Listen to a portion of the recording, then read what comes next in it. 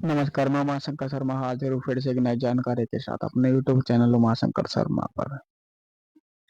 जैसा कि आप सभी भक्तों को पता है, चैत्र नवरात्रि प्रतिपदा तिथि से प्रारंभ हो गए हैं 30 मार्च 2025 से, जिसमें आज पहला नवरात्रा रहा है। सभी भक्तों ने माता रानी की बहुत ही पूजा अर्चना और अपनी मनोकामना पूर्ति के लिए विशेष पूजा का आयोजन भी किया है। बात करते हैं किस दिन किस माता की पूजा की जाएगी, वह हमारा कौन सा एक नवरात्रा कम हो रहा है, क्योंकि इस बार क्या है, नवरात्रि में सिर्फ 9 दिन नहीं है बल्कि 8 ही दिन है। प्रतिपदा 30 मार्च 2025 को रहेगी, जिसमें मां शैलपुत्री की पूजा की जाएगी। द्वितीय तिथि को माता ब्रह्मचारिणी की पूजा की जाएगी। साथ ही उसी दिन तृतीया तिथि भी रहेगी, जिसमें मां चंद्रघंटा की पूजा की जाएगी। चौथा नवरात्रा 1 अप्रैल को रहेगा, जिसमें माता कुष्मांडा की पूजा की जाएगी। पांचवा नवरात्रा स्कंद माता के नाम से पूजा जाएगा, जिसमें 2 अप्रैल 2025 को स्कंद माता की पूजा होगी। वह छठा नवरात्रा माता कात्यायनी के नाम से पूजा जाएगा, जिसमें 3 अप्रैल 2025 को माता कात्यायनी की पूजा। सातवां नवरात्रा मां कालरात्रि के नाम से होगा, जिसमें 4 अप्रैल 2025 को माता कालरात्रि की पूजा की जाएगी। अष्टमी महागौरी जी के नाम से पूजा की जाएगी। व नवमी माता सिद्धिदात्री के नाम से 6 अप्रैल को होगी। इसी प्रकार से हमारे नवरात्र का समापन होगा। तो आप विधिवत माता की पूजा अर्चना आदि कर सकते हैं। व माता को विभिन्न प्रकारों का भोग लगा सकते हैं। अपनी मनोकामना पूर्ति के लिए आप माता की पूजा अर्चना विशेष प्रकार से और अपने कुल देवी माता की पूजा भी कर सकते हैं। आशा करते हैं हमारे द्वारा दी गई जानकारी आपको अवश्य पसंद आएगी। जानकारी पसंद आए तो वीडियो को आगे शेयर और चैनल को सब्सक्राइब अवश्य करें। बने रहें पंडित उमाशंकर शर्मा 1339 पर, ताकि आपको पूजा से संबंधित सभी जानकारियां समय पर प्राप्त हो सके। तो बात करते हैं माता शैलपुत्री को किस चीज का भोग लगाना चाहिए। वैसे तो हम सभी माताओं को पंचमेवा या मिश्री का भोग लगा सकते हैं, लेकिन कुछ लोगों के प्रश्न आते हैं कि हम प्रत्येक माता को विभिन्न प्रकार का भोग लगाना चाहते हैं, वो माता किस प्रकार का भोग पसंद करती हैं, वो भोग हम उन्हें देना चाहते हैं। तो हम बात करते हैं, नवरात्रि के पहले दिन माता शैलपुत्री की पूजा की जाती है। इसमें गाय के घी से बने हुए व्यंजन माता को चढ़ाए जाते हैं, जिसमें आप गाय के घी में चाहे कोई भी सामग्री बना के माता को भोग लगा सकते हैं। यदि गाय के घी में आप मीठा भी कुछ भी मिला के माता को भोग लगाते हैं तो वो माता स्वीकार कर लेती है। दूसरे दिन माता ब्रह्मचारिणी की पूजा की जाती है। माता ब्रह्मचारिणी की पूजा आराधना के अनुसार माता को मिश्री व पंचामृत का भोग लगाना अति उत्तम माना गया है।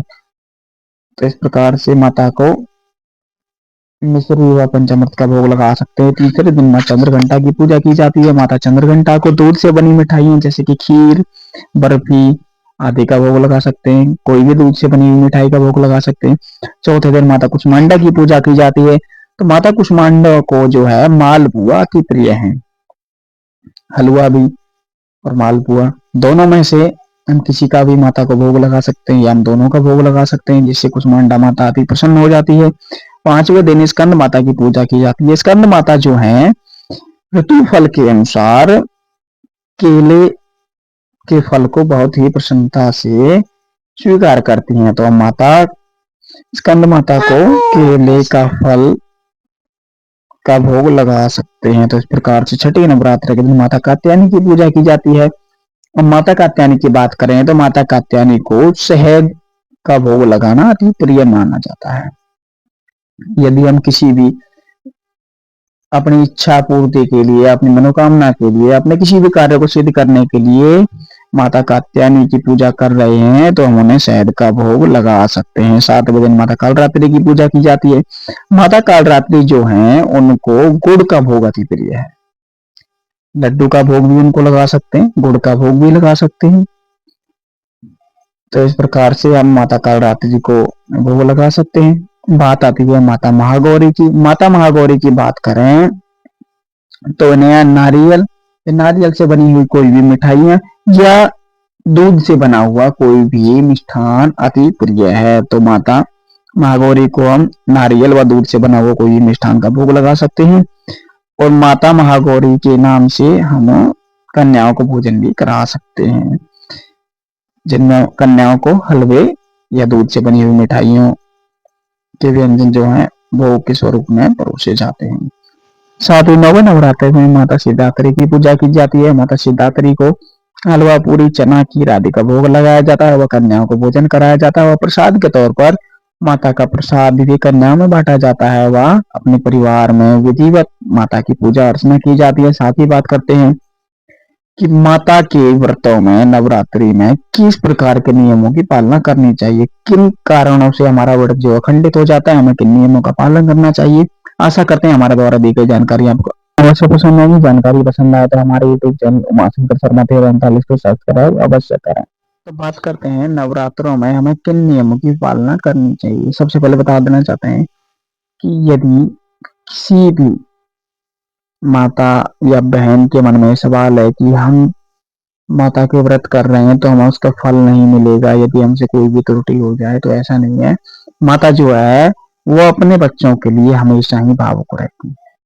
हम चाहे कितनी भी गलतियां कर रहे हैं लेकिन फिर भी हमारी माता हमको उसका फल देती है। लेकिन ऐसा नहीं होना चाहिए कि हमें पता है कि ये गलती है, हम उसको फिर भी कर रहे हैं, तो उसका देखो उसका परिणाम तो भुगतना पड़ेगा ही। अनजाने में अगर हमसे कोई गलती हो रही है तो उसमें हमारी माता हमारी सहायता अवश्य करती है और हमें हमारी माता इतना सक्षम बनाती है कि हम उस गलती को दोबारा से नहीं दोहराएं। तो बात करते हैं किन नियमों के कारण हमारा व्रत खंडित नहीं होता है, हमें किन नियमों की पालना करनी होती है। सर्वप्रथम हमें किसी भी तामसिक सामग्री का प्रयोग नहीं करना होता है। अन्न या जल ग्रहण नहीं करना होता है। मूत्र त्याग या शौच के बाद हमें अशुद्ध नहीं रहना होता है। गुस्सा या अपशब्द हमें किसी से नहीं कहने हैं। हमें किसी पर गुस्सा नहीं करना है। किसी की झूठी कसम नहीं खानी होती है। पूजा पाठ के दौरान माता के बीज मंत्रों का उच्चारण हमें करना चाहिए। व्रत के दौरान हमें मौन धारण या कम बोलना चाहिए। साथ ही हम बात करें, कई बार प्रश्न आता है कि यदि व्रतों के बीच में मासिक धर्म आ जाता है तो हमें क्या करना चाहिए। यदि व्रतों के बीच में मासिक धर्म आ जाता है तो उसमें हमें डरने की आवश्यकता नहीं, क्योंकि वो जो क्या होता है एक विधिवत भगवान का बनाया हुआ एक नियम है। यदि मासिक धर्म बीच में आ जाता है तो हमें व्रत नहीं छोड़ने हैं, ना ही हमें अपने नियम तोड़ने हैं।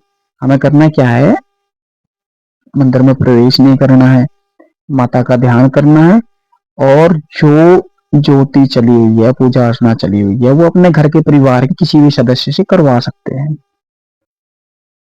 और जब हम स्वच्छ हो जाएं तो माता की पुनः से सेवा अर्चना कर सकते हैं और अंतिम व्रत को करके भी माता की नवरात्रियों का पूर्ण फलम प्राप्त कर सकते हैं। तो आशा करते हैं हमारा द्वारा दी गई जानकारी आपको अवश्य पसंद आएगी। जानकारी पसंद आए तो हमारे यूट्यूब चैनल उमाशंकर शर्मा 1339 को सब्सक्राइब अवश्य करें। यदि आप पर्सनली किसी भी पूजा संबंधित कोई जानकारी पाना चाहते हैं तो हमारे व्हाट्सएप पर संपर्क कर सकते हैं। 6377535732 पर व्हाट्सएप करके आप किसी भी पूजा संबंधित कोई भी जानकारी के बारे में जान सकते हैं। आदेश गुरु कृष्णा जी।